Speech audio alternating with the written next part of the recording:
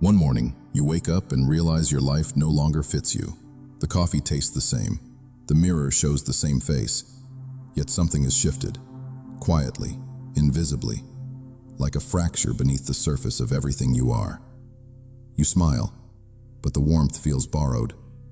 You speak, but your words echo from a distance. It's as if you've been living inside someone else's story, repeating lines that no longer belong to you. And in that strange silence, a question rises. Not from the mind, but from somewhere deeper. Is this all there is? You don't answer. You can't. Because a part of you already knows. The life you built was never truly yours. What you're feeling isn't failure. It's the soul beginning to wake. The roles are cracking. The performance is ending. And behind the mask, something ancient begins to stir. This is how transformation begins. Not with fire, but with emptiness. The routines you once found comfort in start to feel mechanical, even absurd. You still perform them, but your presence lags behind your body, like an echo that has forgotten its source. You smile at familiar faces, but the warmth feels rehearsed. You speak, but your words sound borrowed from a past self. What once felt intimate now feels foreign, as if you've become a guest in your own life. Carl Jung would call this a psychic threshold, a moment when the outer shell of identity begins to crack, so that the deeper self can breathe. It is not depression, though it can feel like it. It is not failure, though everything familiar seems to crumble. It is the beginning of something sacred, the soul's refusal to keep playing a role that no longer fits. The ego resists this shift. It will tell you that something is wrong, that you must fix it, that you are losing direction. But what is actually happening is the opposite. Direction is returning. The soul is reclaiming authority from the ego that has long mistaken survival for truth. You may find yourself restless for no clear reason, drawn to silence, to long walks, to distance from conversations that once animated you. You might scroll through your phone, searching for meaning among the endless noise, but each post feels thinner, each distraction more hollow. This hunger is not for entertainment. It's for essence. Something in you wants to live more deeply, but doesn't yet know how. This quiet fracture is a doorway disguised as fatigue. It asks for your attention, not your analysis. To cross it, you must stop performing certainty and allow yourself to tremble. The mind will fight this. It wants control, logic, clarity, but the soul speaks through other languages, through dreams, metaphors, sensations that make no rational sense. Imagine standing in an empty theater after the performance has ended. The applause has faded, the lights dim, and for the first time, you hear the silence that's been underneath everything. Patient, waiting. That's what awakening feels like, the end of one act and the breath before the next begins. You may feel a strange combination of grief and relief. Grief because the old identity is dying. Relief because some part of you has longed for this release. For years you've carried expectations that were never yours. To be the reliable one, the achiever, the caretaker, the one who doesn't falter. These identities served a purpose once. They gave you structure. But every mask, no matter how noble, eventually suffocates. When the soul fractures the mask, the ego panics. It whispers that you're falling apart, that you're ungrateful, that you're losing your way. But what you're truly losing are illusions. The idea that purpose must always be loud, that meaning must always be measurable, that love must always look like sacrifice. The fracture is sacred because it makes space for stillness. And in stillness, something extraordinary happens. You begin to sense your own presence again. Not the persona, but the being beneath it. You feel yourself not as a title, a role, or a story, but as awareness itself. In this quiet, the first truth arrives. You have been performing your life more than living it. And though that realization may sting, it is also liberation. Because once you see the performance, you can choose honesty. Transformation, Jung said, is never comfortable.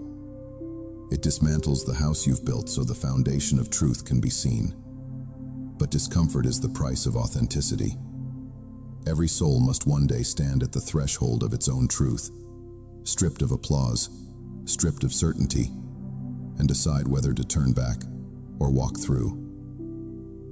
You don't need to rush this moment. Let it unfold. Observe it like a witness. Feel the ache behind your chest. That ache is not emptiness. It is space forming. It is the sacred hollow where new meaning will soon take root. So when life feels quieter, slower, even hollow, don't run. Don't fill it. Sit with it. This silence is not punishment. It is preparation. The fracture is not a wound. It's an opening.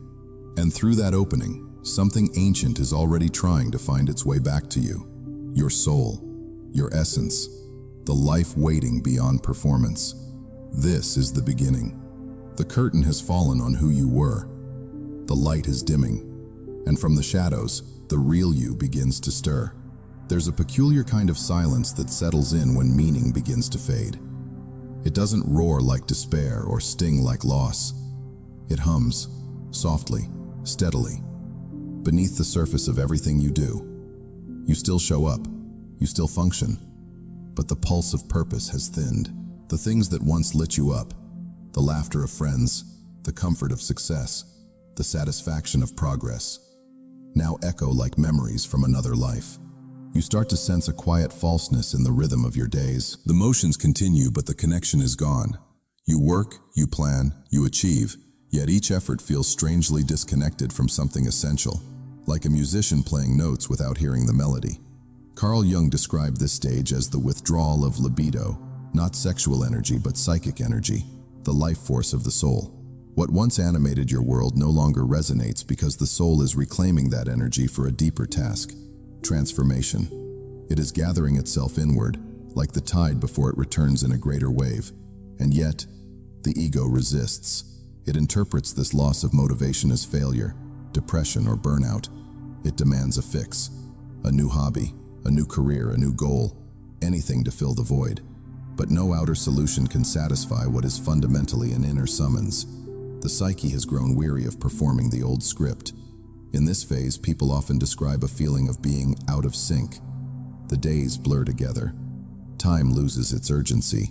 You might even look at your reflection and wonder, who is this person pretending to be me? That question, though uncomfortable, is sacred. It's the psyche's way of asking for truth. Meaning doesn't drift away because life has failed you. It drifts because your consciousness has expanded beyond the container it once occupied.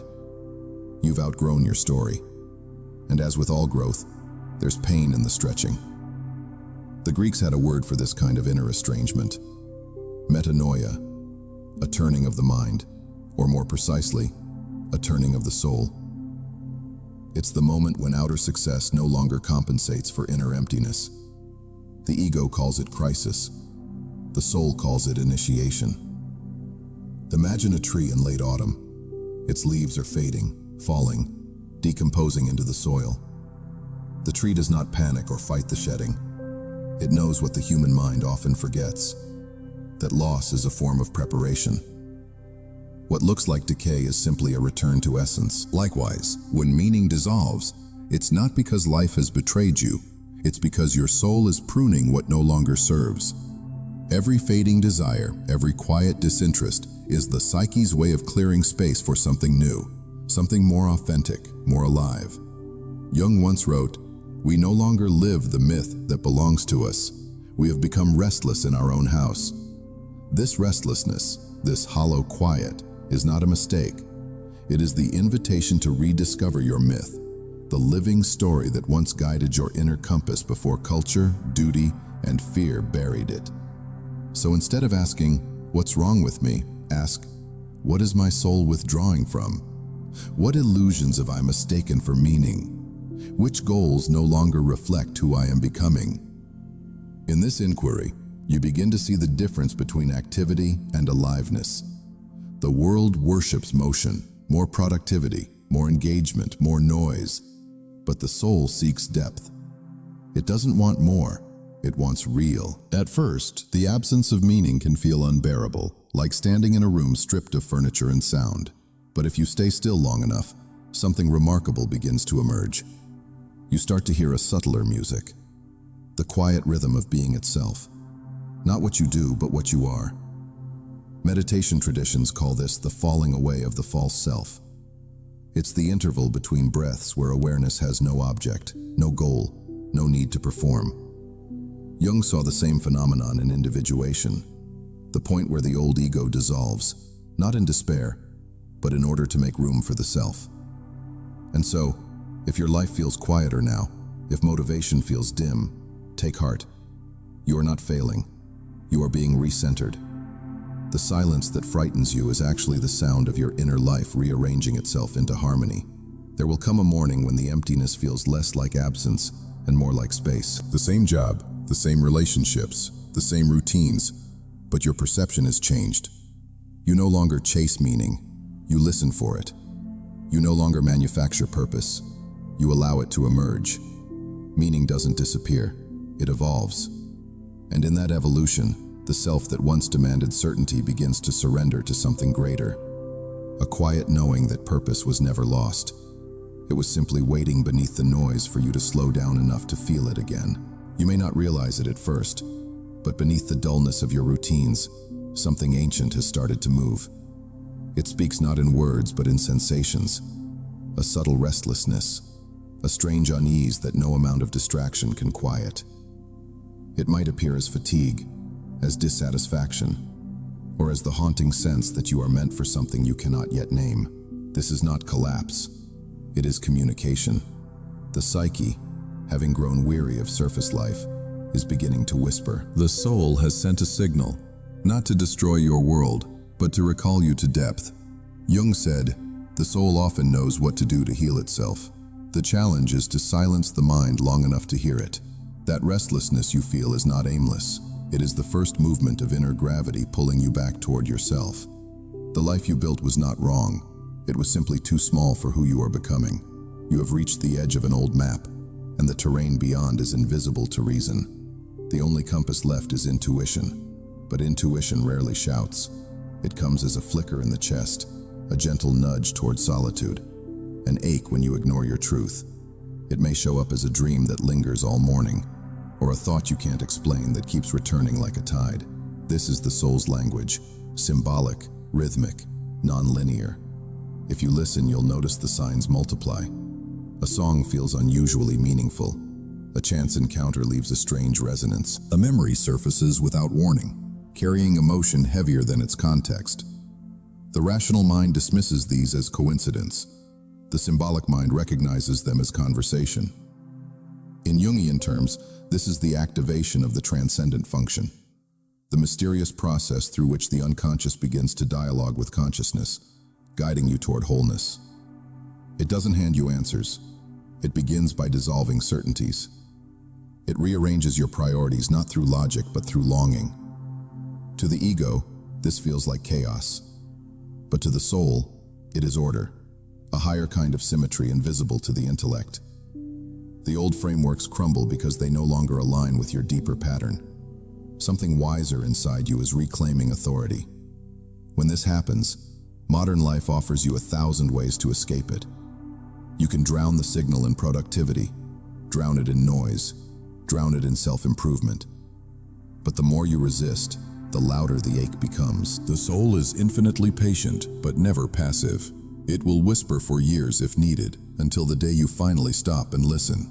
And that moment of listening, that small pause in the chaos, is revolutionary.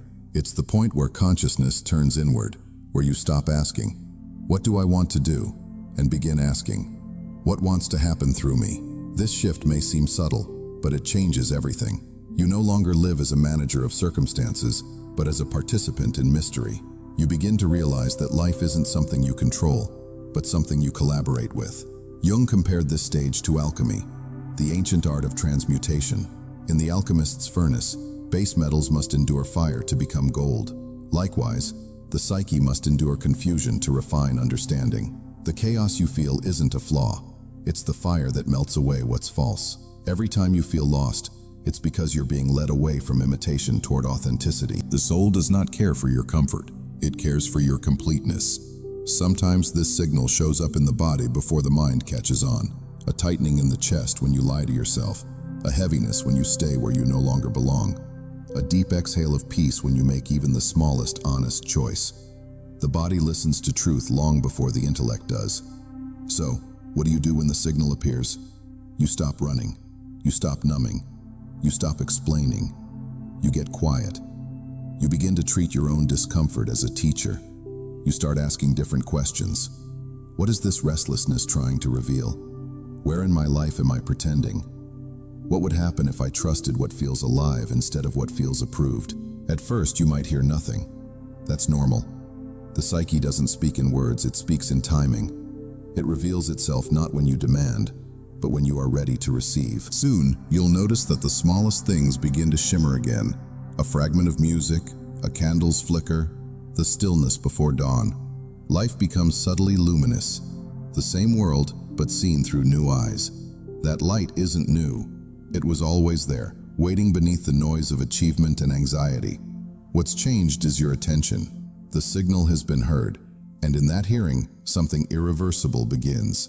The soul reclaims its seat at the center of your life. The false urgency fades. The endless striving softens. You are not falling apart. You are falling inward. Listen carefully. This is how truth returns. There comes a time when you no longer recognize the person moving through your days. You still answer to your name. You still fulfill your duties. But something in the reflection has shifted.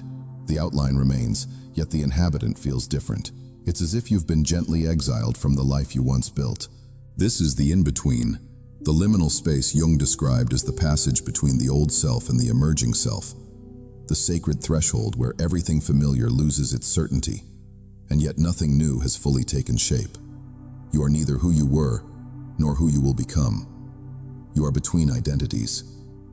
In mythology, this is the place every hero must pass through. The desert, the underworld, the night sea. It is the space where the ego, stripped of its usual armor, must confront the truth that it was never in control. Here, roles dissolve, names blur, and the carefully built stories of who you were begin to disintegrate. It feels like confusion, but in truth it's clarity in disguise. For the first time, the noise that defined you grows quiet enough for your deeper voice to be heard. But that voice does not speak in the language of goals or explanations. It speaks in presence, a quiet pulse reminding you that being is enough, even when you have no idea what comes next. The ego will call this uncertainty failure. It will whisper, "You've lost your direction." But the soul knows this is the initiation every consciousness must endure. The self cannot be born until the old identity surrenders. To awaken means to die, symbolically, to let the mask fall, the roles crumble, the familiar dissolve. In the in-between, time stretches. You may feel suspended, too empty to return, too uncertain to advance. Your ambitions lose flavor. Your conversations feel rehearsed. Even pleasure carries an aftertaste of exhaustion. This is the disorientation that always precedes renewal. If you can resist the urge to rush through this space, something miraculous happens. Silence begins to shape you. The mind, deprived of its usual certainties, starts to soften.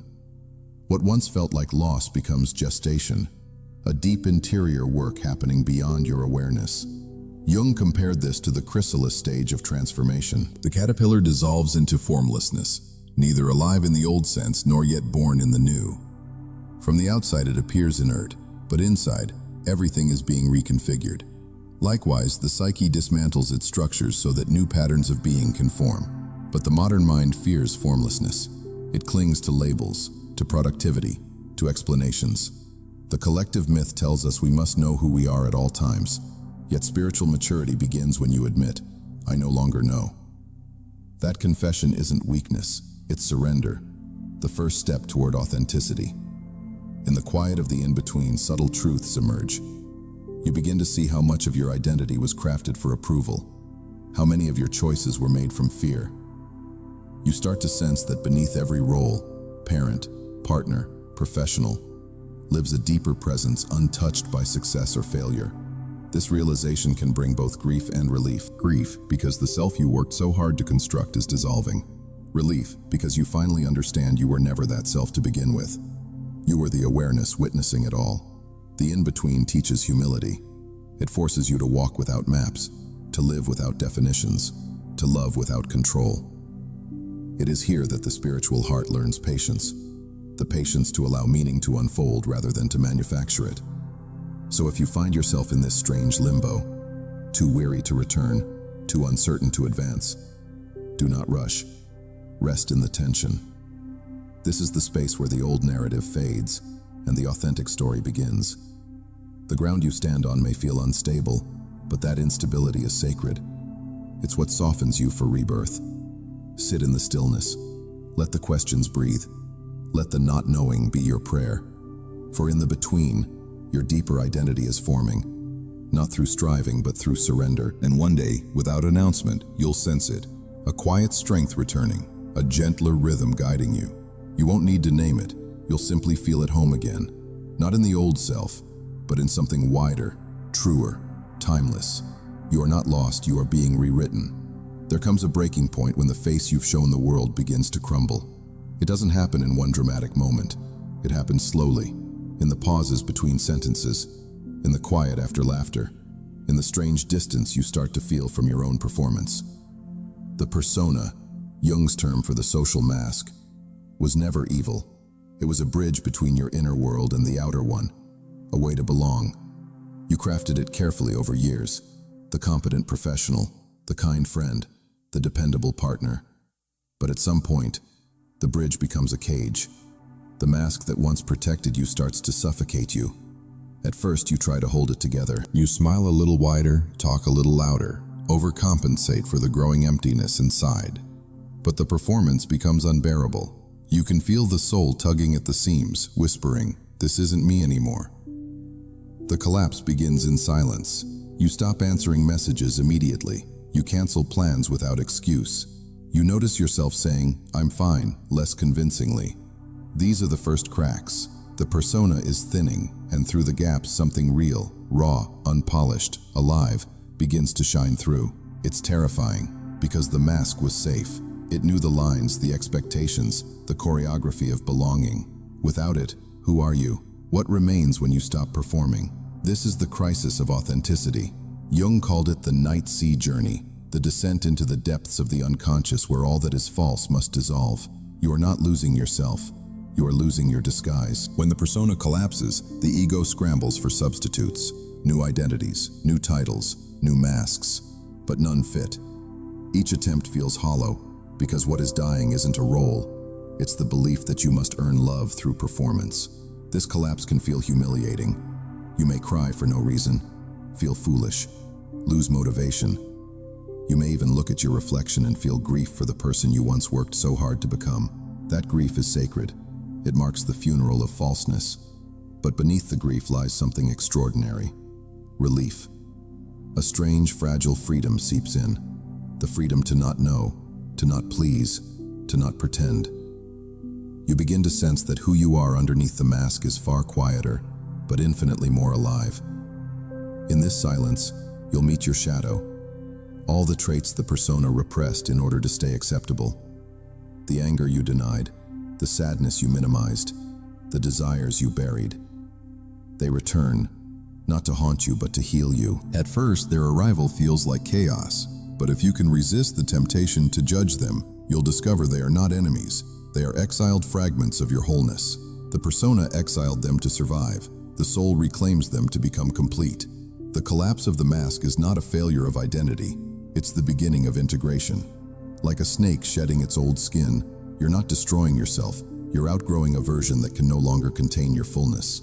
Modern life doesn't honor this unraveling. It calls it burnout, midlife crisis, emotional instability. But ancient traditions knew better. They saw it as initiation, the death of the false self that precedes the rebirth of the real. And so you find yourself caught between two worlds, the outer world demanding performance, and the inner world demanding truth. For a while it feels impossible to live in both. But if you choose truth, quietly, consistently, the mask will fall on its own. When it does, you'll notice something remarkable. People start to respond to your authenticity, not your act. Some will draw closer, others will fade away. Let them. The soul rearranges relationships to match resonance. You don't have to announce your transformation. You only have to stop pretending. Truth doesn't need advertisement. It radiates on its own. There is no single moment of victory here, no applause, no clarity. just the slow unmasking of your face, your heart, your voice. The realization that the person you were pretending to be was never loved, because they never existed. But the one who remains after the mask falls, trembling, unguarded, sincere, that one has always been loved. That one is real. Let the mask collapse. Let the silence widen. Let the world see you without armor. You are not becoming less. You are becoming true. There is a night that arrives without sunset. A darkness not of the world, but of the soul. You wake one day and realize that the light you used to follow no longer warms you. The paths you once walked feel foreign, and the meanings that held your life together begin to unravel. This is the dark night of meaning, the point where existence itself feels emptied of purpose. To the rational mind, it looks like collapse, but to the deeper psyche, it is sacred dismantling. Jung described it as the nigredo, the black stage of alchemy, the phase where the old identity is burned to ash so that gold can emerge from the remains. The mind panics here. It calls this phase depression or failure, desperately trying to name what cannot be solved by reason. Yet the soul knows better. It understands that meaning must sometimes die so that it can be reborn, not as ideology, but as experience. You may find yourself staring at the ceiling at night, unable to sleep. You may feel detached from everything that once felt solid. Your work, your relationships, even your own desires. The world goes on as usual, but you are quietly disintegrating. This is not punishment, it is purification. The symbols of your former life no longer hold power. The rewards that once motivated you seem absurd. The noise of ambition feels cruel. This disillusionment is painful, but it's also evidence that consciousness is evolving beyond imitation. The ego, confronted with the void, tries to rebuild meaning instantly, to patch the hole with new projects, philosophies, or spiritual bypassing. But the soul refuses such shortcuts. It asks you to wait, to stand inside the emptiness until the false dissolves. This waiting is excruciating because we are taught that progress means motion. But the dark night teaches the opposite. Stillness is transformation in its purest form. When the outer life falls silent, the inner life finally speaks. At first, that voice may sound like nothing, only the faint hum of your own breath, the small flicker of awareness that somehow persists even when everything else feels gone. That awareness is the self, what Jung called the center and circumference of the psyche. It cannot be destroyed, it can only be revealed. Every sacred tradition has its own language for this descent. The Christian mystics called it the via negativa, the way of unknowing. The Buddhists call it the emptiness that is fullness. The alchemists called it putrefactio, the rot before the bloom. No matter the name, the truth is the same. The soul must descend before it ascends. You must lose false meaning before real meaning can find you. And so you wander through days that feel weightless. You question everything. You cry for reasons that make no sense. You pray without knowing who's listening. The ego hates this stage because it cannot perform its way out of it. But this helplessness is precisely what softens it, what cracks its shell so that the self can finally breathe through you. Eventually, in the midst of this darkness, something subtle begins to shift. You notice a gentler quality in your attention, a flicker of compassion for yourself where before there was only judgment. The void begins to feel less like death and more like a womb. You start to see that the absence of meaning is not an absence of life. It is life rearranging itself around a deeper center. The structures of identity and purpose that once confined you are being dismantled so that a truer foundation can form. You are not losing the light. You are being reintroduced to it from the inside out. The dark night does not end suddenly. It fades gradually, like dawn through fog. You wake one morning and notice that the heaviness has softened. The air feels different. You are not who you were, but you are not yet who you will be. You have entered the sacred middle ground between ruin and rebirth. This is the gift hidden inside despair. When meaning dies, presence awakens. So do not rush to escape the night. Stay in it. Breathe within it. Because beneath the ashes of the life you thought you wanted, something eternal is stirring. Something the morning will one day reveal as your truest self. After the darkness begins to thin, a new kind of quiet emerges. One that is not emptiness, but invitation. You feel it as a gentle pull inward, an inexplicable desire for solitude. It arrives in whispers, a craving for slower mornings, for long walks without destination, for silence that no longer feels like absence but presence. This is the soul's gravity, the natural movement toward stillness after the chaos of collapse. It is not a withdrawal from life, but a return to the center of it. The psyche, exhausted from years of performance and striving, now seeks what it has long ignored: rest. But not the rest of avoidance, the rest of alignment. Jung wrote that nothing changes in the psyche that does not first happen in silence. The stillness you feel called to is not laziness, it is sacred ground. In stillness, the fragments of your former self begin to drift toward integration. The scattered parts, the achiever, the caretaker, the child, start speaking to one another again. You can feel the conversation happening in your chest, in your breath, in the space between thoughts. The outer world, however, will not understand this. Society mistakes stillness for stagnation. It will urge you to get back out there, to move faster, to rebuild your old momentum. But momentum toward illusion is not progress. And what looks like passivity from the outside is, in truth, profound creation from within. The soul does its deepest work beneath the threshold of visibility. Just as a seed breaks open underground before sprouting toward the sun, so too must consciousness incubate in the dark before revelation. The stillness you enter now is not retreat, it is gestation. At first, this pull toward stillness can feel disorienting. You may feel guilty for needing so much space, or ashamed that your energy for social interaction has dwindled. You might even think something is wrong with you. But the truth is, nothing is wrong. You are simply no longer compatible with noise. The silence that once frightened you now begins to soothe you. You start lighting candles, not for ritual, but for resonance. You notice beauty in ordinary things. Steam rising from a cup, shadows moving across the wall. The world feels slower, softer, as if tuned to a lower frequency that finally matches your heart.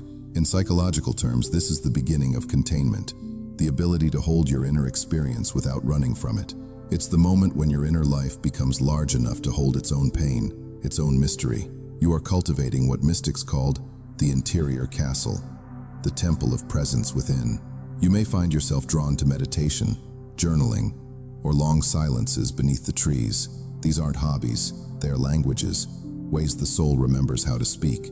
Each act of stillness is an act of listening, and each act of listening deepens your relationship with the unseen. Stillness reveals subtle truths the noise once buried. You realize how often you acted from fear rather than faith, from expectation rather than essence. You begin to sense that you were never meant to constantly prove your worth. Existence itself is proof enough. The mind, addicted to movement, resists this revelation. It will tell you that you're wasting time. But look closer. The stillness you're learning is not empty. It's full of breath, of presence, of the invisible rhythm that underlies all life.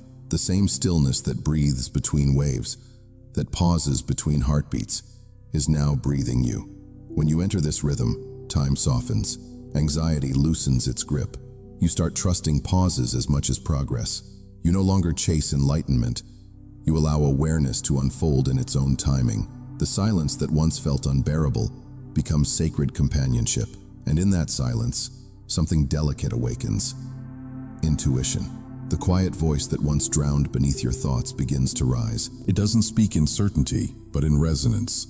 It says things like, wait, turn here, rest. You learn that life doesn't always need to be pushed. It can also be received. This inner pull toward stillness is not the end of your transformation. It is the ground on which everything else will grow. It teaches you to live from being, not becoming. To move, not from force, but from flow. So when you feel drawn to solitude, do not fight it. It is not the world rejecting you. It is your soul requesting space. In that space, the next version of your life is already forming. Quietly, naturally, in rhythm with something eternal. The noise will return someday, but when it does, you'll meet it differently. With depth instead of defense, with peace instead of panic. Because once you've tasted stillness, you know the truth. You are not behind. You are becoming whole. There comes a morning when the world feels slightly out of tune. The same streets, the same conversations, the same responsibilities, yet everything carries a strange dissonance. It's not the world that has changed, it's you. The rhythm that once matched your heartbeat now feels mechanical, hollow, rehearsed. This is what Jung called the mirror of misalignment. When the outer world no longer reflects your inner truth, it's not dysfunction, it's revelation. The soul, having grown beyond its old patterns, begins to show you the distance between the life you live and the life that's true. You notice it first in the smallest moments. The laughter that doesn't quite reach your chest. The project that feels impressive but empty. The friendship that thrives on repetition instead of connection. Misalignment reveals itself quietly, through subtle discomforts that demand honesty rather than drama. At first, you may resist. You tell yourself you're being ungrateful, that everything is fine, that people would envy your life. But that inner voice, the same one that led you into stillness, whispers back. Fine is not fulfillment. Jung believed that symptoms, anxiety, fatigue, restlessness, are not enemies to be medicated away, but messages from the unconscious. They say, you are living too far from your center. When misalignment appears, it isn't punishing you. It's guiding you back to integrity. This stage feels like standing in front of a mirror that suddenly reflects two images: who you appear to be and who you truly are. The distance between them generates friction, and friction generates transformation. Every time you ignore that reflection, the friction intensifies. Every time you listen, the mirror softens. In this space, clarity is uncomfortable but necessary. You begin to see the roles that once defined you as costumes you've outgrown. You realize that even success can become a disguise when it no longer expresses the soul's rhythm. What once looked like stability now resembles confinement. You might feel guilt for wanting something different. Guilt for wanting less. Guilt for the quiet desire to step away from what everyone else calls achievement. But that guilt too is part of the mirror. It shows how deeply the ego fears rejection. Yet the soul seeks truth, not approval. In ancient myth, this stage is symbolized by the cracked mirror, the moment when the hero realizes the kingdom he served was built on illusion. To continue pretending would mean betraying the heart. And so, reluctantly, he sets out on the inward path, knowing he will lose his crown but gain his soul. Modern life rarely celebrates this kind of courage. It celebrates consistency, productivity, loyalty to the familiar. But the psyche obeys a different law: growth through truth. To remain where you no longer belong is to begin decaying spiritually. As misalignment deepens, your body often knows before your mind does. Fatigue replaces motivation. Joy turns into obligation. Even your breath feels heavier.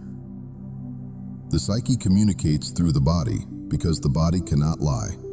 Listen to it. It speaks the language of intuition long before words arrive. To face misalignment requires radical honesty. You must admit what you already know, but have been afraid to say. That something once beautiful has reached completion. That you are ready to outgrow a version of life that once defined you. That staying would mean betraying your evolution. When you allow this honesty, something softens. The friction turns into guidance. The mirror, once harsh, becomes compassionate. You realize that life is not punishing you. It is inviting you to update your reflection, to make the outer life match the inner one. This doesn't always mean abandoning everything. Often it means realignment through awareness. A subtle shift in how you work, love, create, and rest. You begin to bring presence into what you used to perform. You choose authenticity over efficiency, resonance over routine. At first, the world may resist your changes. People may notice you're quieter, less eager to please, less interested in noise. That's natural. You're no longer feeding on external validation. You've begun to trust an inner compass. And that compass, though silent, is precise. It leads you not toward success, but toward congruence, the state where what you feel, say, and do finally harmonize. Misalignment, then, is not failure. It's feedback. It's the psyche saying, you are ready to live what you know. So the next time your world feels off-key, don't panic. You're not broken. You're being tuned. Let the old notes fade. Let the silence between them guide you toward a new melody, one written not by habit, but by the heartbeat of your soul. Because the truth is simple, and it waits patiently at the center of every dissonance. You do not need to fix the mirror. You need only step closer until it shows your true reflection. At some point in this inward descent, you encounter what you have spent your entire life avoiding. It doesn't come as a monster or a nightmare, at least not at first. It comes as unease, irritation, envy, grief. It comes as the people who trigger you, the memories that ache when recalled, the impulses you've learned to repress. This is the moment Jung called meeting the shadow, the confrontation with everything you've denied, hidden, or disowned in yourself. It is not an enemy. It is the other half of your wholeness. The shadow carries all that the conscious ego rejected in order to appear good, strong, successful, or spiritual. Most people live their entire lives running from it. They keep busy. They stay distracted. They project what they cannot face in themselves onto others, blaming, condemning, idealizing. Jung said, "Everything that irritates us about others can lead us to an understanding of ourselves." Projection is the psyche's way of saying, "Look here, this too is you." When you finally stop running, when stillness becomes deep enough, the shadow approaches. It doesn't ask permission. It doesn't arrive politely. It simply steps out from the edges of your awareness and begins to speak. It says, "Remember me? I'm the anger you never allowed, the sadness you dismissed, the envy you judged, the desire you feared, the vulnerability you abandoned." It is tempting to shut the door again, to return to positivity, to spiritual platitudes, to the comfort of ideals. But the shadow does not vanish when ignored. It grows stronger, demanding integration through life's mirrors, a failed relationship, a sudden breakdown, a loss that exposes the parts of yourself you swore were gone. To meet the shadow consciously is to stop pretending. It's to admit, I am capable of cruelty as well as kindness. I contain arrogance and compassion. I can wound and heal. I am both the light and the dark. Only from that honesty does wholeness begin. The mind fears this because it wants to be pure, consistent, good. But the psyche is not interested in purity. It seeks totality. The goal of individuation, Jung said, is not to become perfect, but whole, to bring all parts of the psyche into relationship with consciousness. This process feels like dismantling. You'll see the false humility you used to hide pride, the martyrdom that disguised resentment, the control that masked fear. It hurts to witness these truths, but remember, the pain of seeing yourself clearly is always gentler than the pain of living unconsciously. When you allow the shadow to speak, you begin to notice something remarkable. Beneath the darkness is energy, raw, creative, alive. What you've called flaws are often unused powers trapped in repression. The anger you feared might actually be boundary. The envy you condemned could be a map of your unlived potential.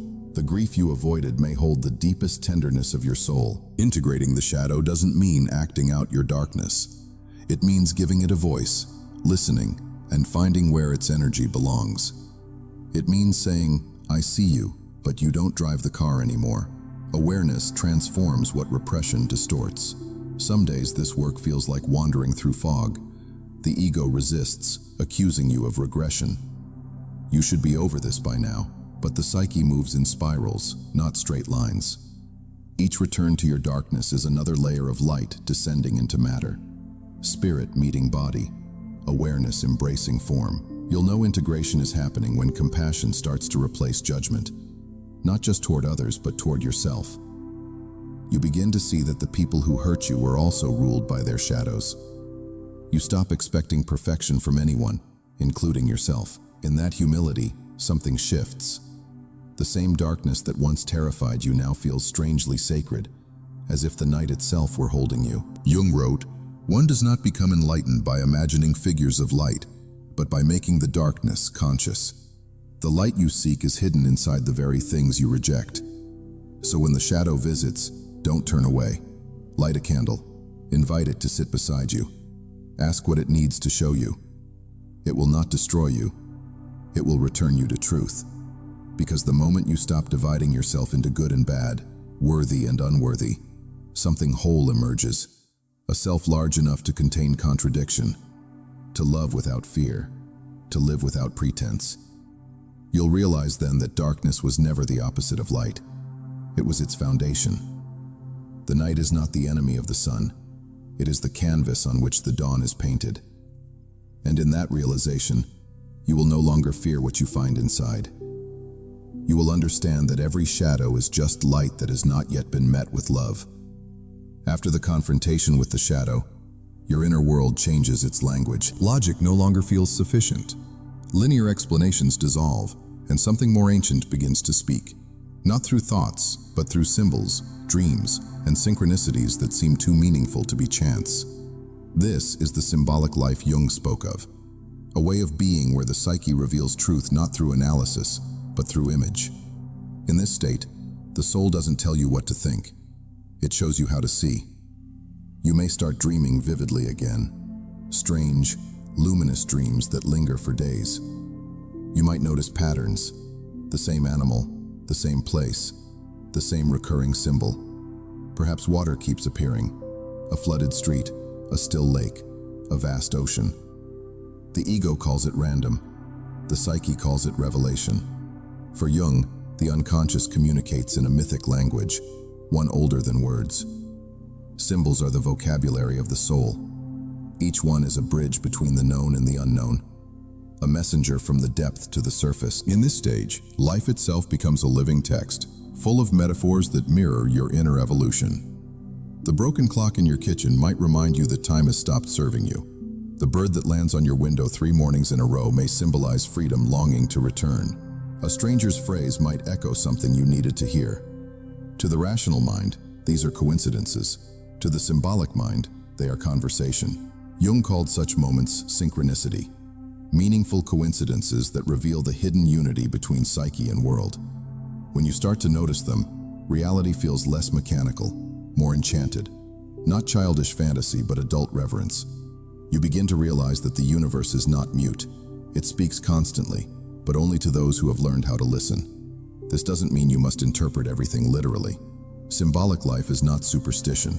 It's participation. It means living with awareness that every experience, joy or suffering, loss or success, carries a message beyond its surface.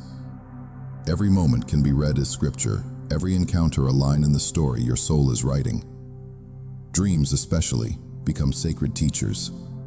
They are the psyche's theater, where forgotten parts of yourself perform to capture your attention.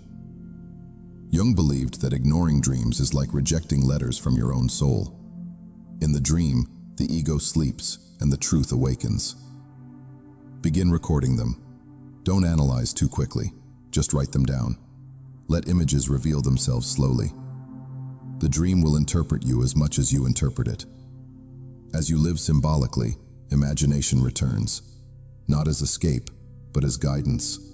Myth, poetry, art, music, all become portals into the unconscious. You start to recognize that the stories humanity has told for thousands of years, from the fall of Icarus to the rebirth of Osiris, are not about others, but about you. They are psychological maps encoded in metaphor, pointing the way through your own labyrinth. This awareness births reverence. You begin to treat your life less as a problem to solve and more as a mystery to participate in. Ordinary things regain their depth: a stone, a tree, a flicker of light. You sense presence in them, not sentimentality, but quiet intimacy with existence. In this space, you no longer ask life for certainty. You ask for meaning. You stop demanding explanations and start seeking symbols. You stop forcing clarity and start noticing patterns. This way of seeing reconnects you to what Jung called the numinous, the experience of awe that reminds you life is not just mechanical cause and effect. It is alive, conscious, dialoguing with you. When you learn to live symbolically, even pain becomes sacred text. The wound stops being an interruption and becomes an initiation. You stop asking, "Why me?" and start asking, "What is this teaching me?" The universe answers not in sentences, but in mirrors. Over time, this symbolic sensitivity changes how you move through the world. You speak more slowly. You listen with your whole body. You notice the pulse beneath ordinary things, the hum of being that connects all forms of life. And somewhere inside, you realize the most astonishing truth. You are never disconnected. You are simply asleep to the language of your own depths. Now you're learning to listen again, to the symbols that shimmer at the edges of consciousness, to the dreams that carry forgotten wisdom, to the synchronicities that say, quietly but unmistakably, you are on your path. You no longer need certainty to feel safe, because you are beginning to trust the poetry of existence itself. When you have learned to read the language of symbols, a deeper pattern begins to emerge, one that has been waiting quietly beneath every threshold you've crossed.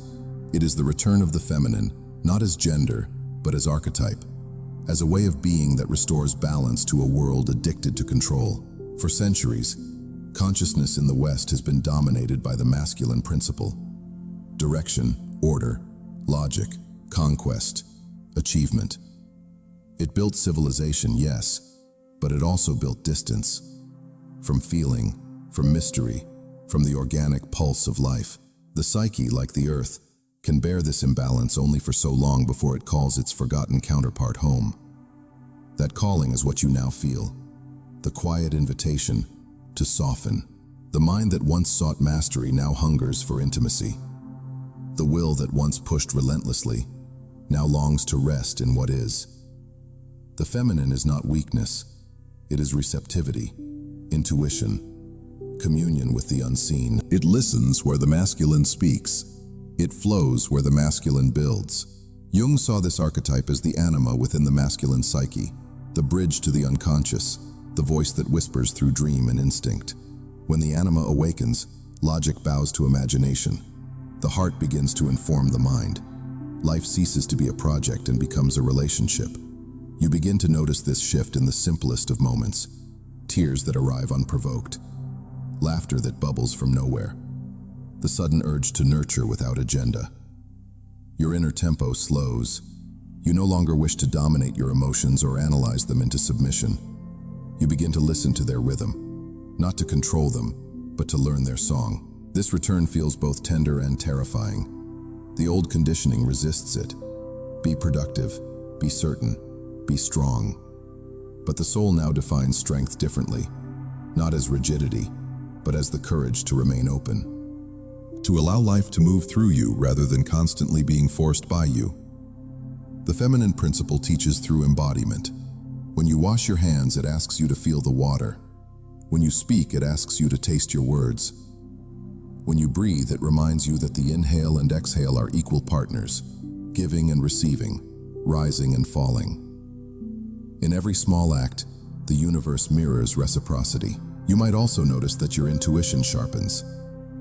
Decisions no longer come from fear of missing out, but from resonance. You choose not because something looks right, but because it feels right. You begin to trust that your inner sensations are a form of intelligence, the wisdom of centuries encoded in the nervous system. But this return is not only personal, it is collective. The culture itself is starving for the qualities you are now rediscovering: empathy, contemplation, receptivity, stillness. Each time you choose intuition over impulse, you help restore that balance in the wider world. Each act of gentleness becomes a small rebellion against the tyranny of speed. In myths, this return of the feminine is always a homecoming. Persephone rises from the underworld, bringing spring with her. Isis gathers the broken pieces of Osiris, reassembling life from death. The goddess does not fight her way into power. She listens the world back into harmony.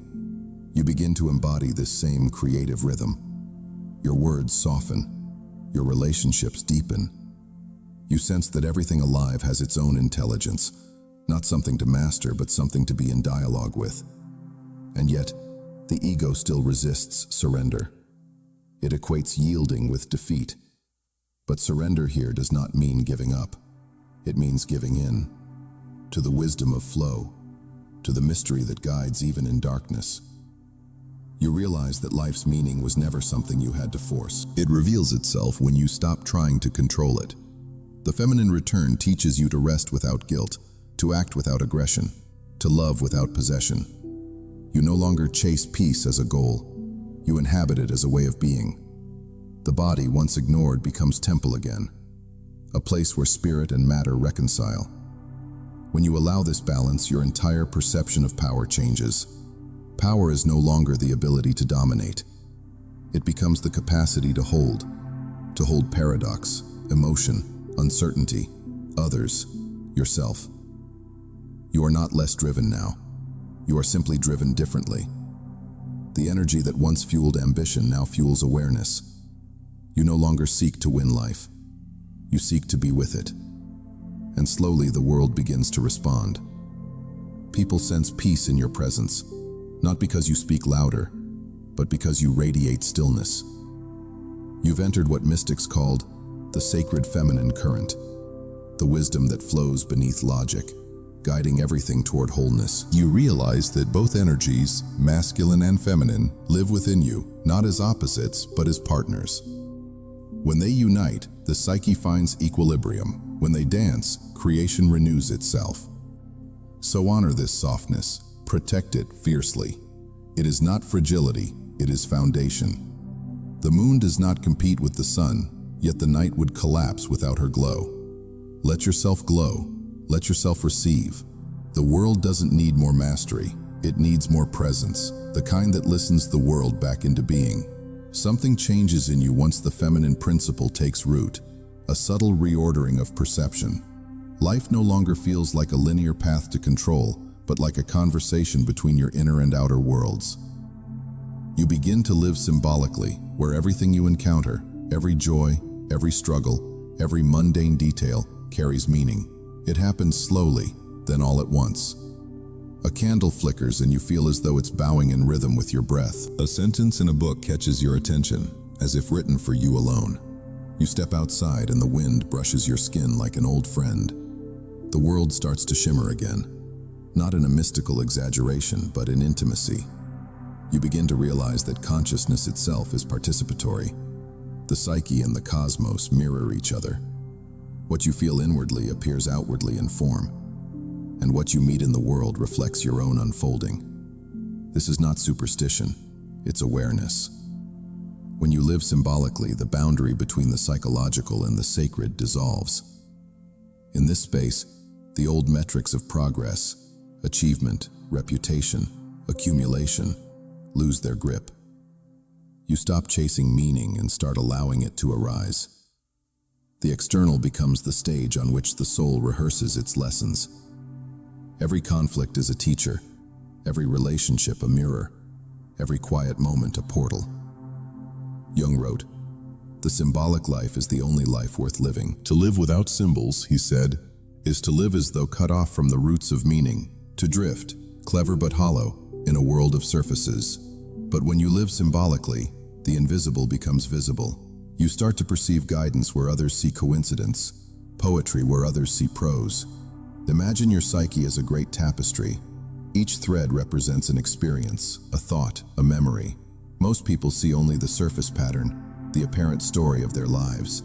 But to live symbolically is to glimpse the design beneath, to sense that even the knots and tangles are necessary to the integrity of the whole. You begin to trust that the hardships too have purpose. A heartbreak is not merely pain. It's a purification of the heart's capacity to love. A failure is not defeat. It's the dismantling of pride so that humility can mature into wisdom. Even boredom, that dull ache of meaninglessness, becomes the still air from which intuition breathes again. This orientation changes how you move through the world. You no longer demand constant stimulation. You no longer need the universe to justify itself. You begin to respond instead of react, to move with the rhythm of what is, rather than against it. Your rituals evolve naturally. You light candles not for wishful thinking, but for presence. You keep objects, a stone, a leaf, a handwritten note, not as possessions, but as symbols of moments when the eternal brushed against the temporal. Your home starts to feel less like a shelter from the world, and more like a reflection of your soul's landscape. You also begin to perceive your emotions differently. Anger no longer feels like an enemy, but a boundary trying to protect your truth. Sadness becomes the voice of longing calling you back to authenticity. Joy becomes a reminder of your capacity to resonate with life's pulse. You stop categorizing experiences as good or bad. You start reading them as messages. In this symbolic living, beauty becomes sacred again. You notice how light falls on walls, how rain speaks in tones, how silence holds its own language. The simplest gestures, making tea, arranging a room, walking through evening air, acquire ritual significance. Life ceases to be something that happens to you and becomes something that unfolds through you. The symbolic life doesn't protect you from suffering. It transforms the meaning of it. You no longer ask, "Why is this happening?" but "What is this asking of me?" You no longer chase the ideal future. You interpret the present. To live this way requires courage because it demands sincerity. It means acknowledging that nothing is random, not even your pain. It means trusting that your story is mythic, not because you are special, but because every human story carries archetypal depth when seen clearly. When you live symbolically, your awareness becomes both microscope and telescope. It sees the smallest detail and the grandest pattern simultaneously. You can feel the sacred pulse of existence in the ordinary. There's a quiet joy that comes with this realization, a peace that doesn't depend on circumstance. You start to see that enlightenment isn't an escape from the world. It's the ability to perceive the divine woven through it. And so you walk slower. You listen deeper. You speak less, but your words carry weight. You find yourself smiling for no reason, not from happiness, but from recognition. Recognition that the universe has been speaking to you all along, and that, at last, you understand the language. You are no longer searching for signs. You have become one. As life begins to speak in symbols, another current awakens beneath the surface, one you might have ignored for years. It is the quiet, unwavering voice that whispers before thought, the subtle knowing that rises unbidden, like the tide anticipating the moon. This is intuition, not fantasy, not impulse, but direct communion with the intelligence of the unconscious. Jung believed that intuition is the psyche's natural way of perceiving what cannot be seen. While sensation tells you what is, and thinking tells you what means, intuition reveals what wants to become. It is the perception of potential, the soul's foresight. In the beginning, it feels fragile, like learning to hear a distant instrument playing beneath the noise of your own mind. You'll question it, doubt it, try to rationalize it away. The modern mind, raised in logic and linearity, mistrusts what cannot be measured. But intuition is not here to compete with reason. It completes it. You've already known its presence in fleeting moments. The hesitation before saying yes, the inexplicable pull to take a different route, the quiet certainty that something unseen was guiding you. In childhood, this awareness was effortless. You followed curiosity without hesitation. You knew when people were kind or unsafe before they spoke. But over time, that sensitivity was dismissed as irrational. You learned to silence it. Now, as you return to symbolic life, intuition re-emerges as both memory and teacher. It reminds you that wisdom is not always logical, that truth is often felt before it's proven. It calls you to reclaim the parts of your perception exiled by a culture obsessed with proof. How do you strengthen it? Not by trying harder, but by listening differently. You begin to notice what expands you and what contracts you. You track the sensations in your body, warmth when something resonates, tension when it doesn't. You watch how silence clarifies what noise obscures. Slowly, you discover that intuition is not mystical, it's biological. The body itself is a vessel of ancient intelligence, refined by millennia of evolution. Every cell carries memory. Every nerve listens. When your outer life quiets enough, the body begins to speak in feelings, impulses, dreams. Intuition thrives in spaces where certainty ends. It's born in pauses, nourished by trust, sustained by humility. It doesn't scream, it murmurs. And the more you honor its murmuring, the louder its music becomes. At first, following it will feel disobedient. It will lead you away from what is sensible, from stable jobs, from familiar relationships, from predictable paths. The ego will protest, shouting, "This makes no sense." And yet somewhere deeper, you'll feel a calm you can't explain. That calm is your compass. To live by intuition is to accept that your life may no longer look impressive, but it will feel true. It's to trade certainty for coherence, speed for alignment. You stop asking, "What should I do?" and begin asking, "What feels alive right now?" The challenge is that intuition doesn't reveal the whole map. It gives you one step at a time. It teaches trust, not through assurance, but through experience. Each time you follow its guidance, however small, reality reshapes itself around your sincerity. The outer world starts to mirror your inner clarity. Synchronicities multiply. The right people appear. Paths unfold naturally. There's a rhythm to this kind of living. It's quieter, slower, but infinitely richer. You begin to sense that intuition is not separate from the world. It is the world's way of speaking through you. The same intelligence that forms galaxies and guides migration also orchestrates your becoming. Artists, mystics, and scientists have always known this.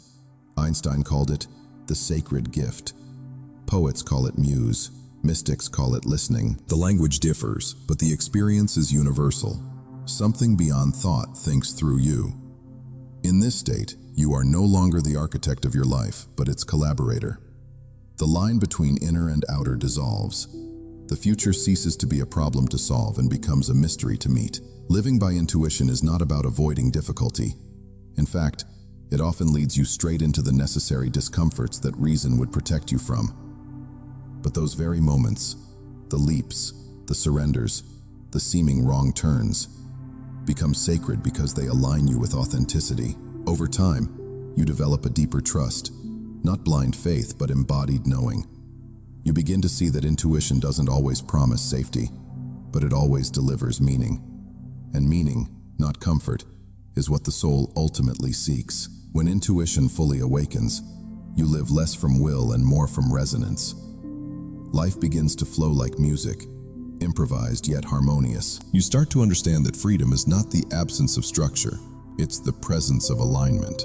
And so you move forward, slower, wiser, grounded in listening. Each decision becomes a quiet prayer. Each day, an unfolding dialogue between your soul and the vast intelligence holding it. You no longer seek guidance from above. You discover it was never separate from within. There comes a moment when all the inner threads begin to weave together.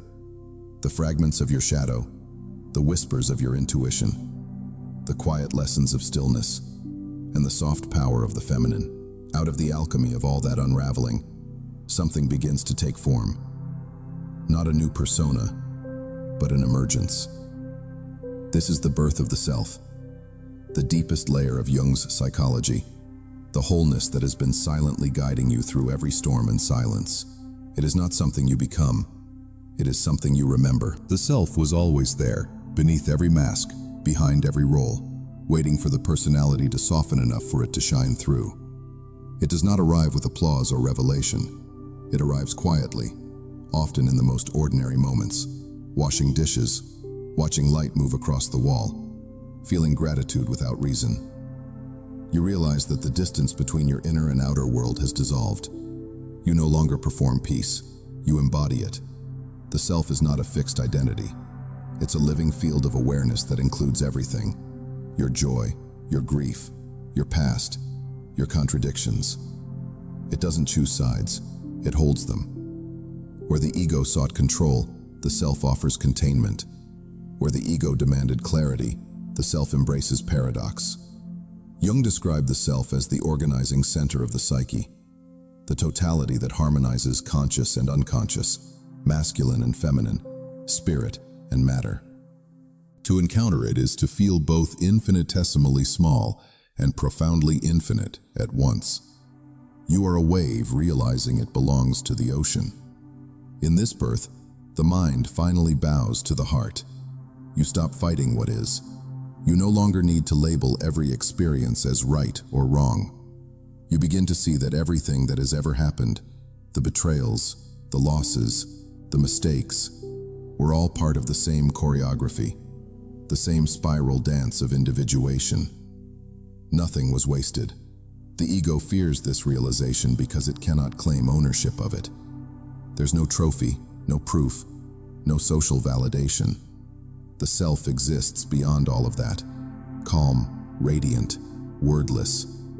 To live from it is to move without agenda, to act from resonance rather than reaction, to trust the deeper rhythm that pulses through every choice.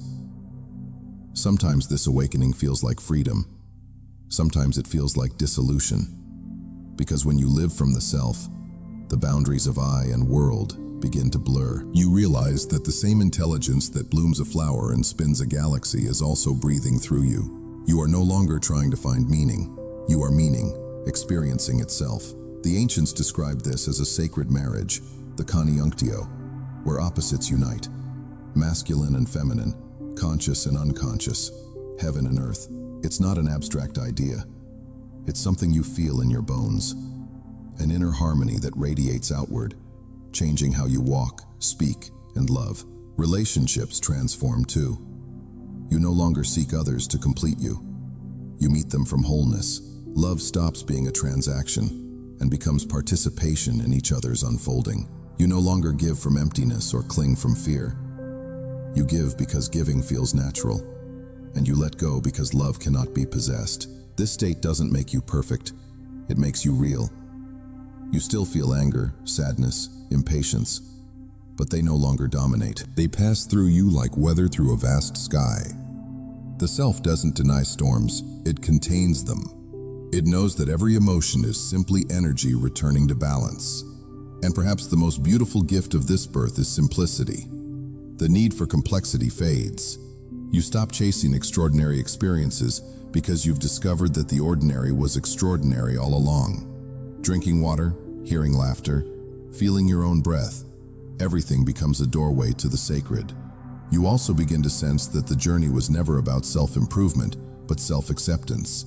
Not about becoming something better, but remembering what you already are. You start to laugh more easily, not because life is lighter, but because you've stopped carrying the illusion of control. From this place, forgiveness flows effortlessly. You forgive the past, not because it deserves it, but because you no longer need to carry its weight. You forgive yourself, not as an act of moral virtue, but as recognition. You were learning, you were becoming, you were human. Jung said that individuation, this process of becoming whole, is the real adventure of life. The hero's journey lived inwardly. The dragon you fought was your own resistance. The treasure you found was your own consciousness. The return home is not to a place, but to presence. And so you begin to live differently. You wake without rushing. You speak truth without forcing. You love without fear of loss. You move through life not as someone trying to prove their worth, but as someone quietly aware that worth was never in question. You are no longer seeking the light. You have become it. The birth of the self is not an ending. It's the beginning of real life, unfragmented, undivided, luminous. At last there comes a stillness that is not silence but presence, the feeling of being completely here, as though life itself were exhaling through you. After all the dissolving, shedding, and surrendering, something remains, unshakable, unhurried, whole. You have crossed the threshold that Jung called the return to the self, not as concept, but as lived reality. This is the sacred arrival. It is not triumph. It is not enlightenment as the mind once imagined. No fireworks, no dramatic illumination. It is quieter, humbler, more complete. The simplest gestures become holy. The air feels alive. The sound of your own breath is enough. In this state, the war within you ends. The need to fix, justify, prove, or defend dissolves. You are no longer trying to become someone. You are simply being, and that being radiates a kind of peace that asks for nothing and yet nourishes everything around it. People may notice the change before you do. They'll say, "You seem different," though they can't explain how. What they're sensing is coherence, the harmony between your inner and outer worlds. The mask has fallen, the shadow has been embraced, the opposites reconciled. You walk in rhythm with your own soul. In this sacred arrival, purpose feels different too. It's no longer a destination, but an unfolding, a continuous dialogue between your individuality and the world's intelligence. The question is no longer, what should I do with my life, but how can I live as an offering? You begin to see that your very existence is an act of participation. The way you speak, the way you listen, the way you inhabit space, all of it shapes the collective field. You no longer underestimate small acts of consciousness, smiling at a stranger, planting a tree, lighting a candle before sleep. These become expressions of sacred reciprocity. Jung said that the individual who integrates the unconscious contributes to the healing of the world. Your wholeness is not for you alone. The peace you cultivate becomes medicine for others. The light you embody becomes permission for them to soften too. And yet this peace is not naive. You still see the world suffering, perhaps more vividly than before, but now you meet it without despair. You understand that darkness is not an aberration of the divine, it is part of its depth. The soul's task is not to erase the night, but to bring light to it. You live now with paradox as companion, strength inside gentleness, humility inside power, clarity inside mystery. You realize the true self is not a fixed identity but a living current, one that moves through you as compassion, through others as beauty, through the world as evolution. In this awareness, even endings lose their finality. You start to see death, whether of relationships, seasons, or the body itself, not as annihilation but as continuation in another form. The soul doesn't end, it transitions. Every letting go becomes an act of faith in the larger intelligence of being. You are home now, not in a place, but in presence. You feel connected to all things because you finally see no separation. The trees breathe your exhale. The wind carries your story. The stars mirror your stillness. The self that once seemed hidden behind experience has become the very fabric of it. And so, you live lightly, not carelessly, but with reverence. You understand that meaning was never something to chase. It was always what remained when chasing stopped. You find joy in simplicity, in the taste of morning tea, in the weight of a hand, in the quiet miracle of continuity. This sacred arrival does not make you immune to pain, but it transforms your relationship to it.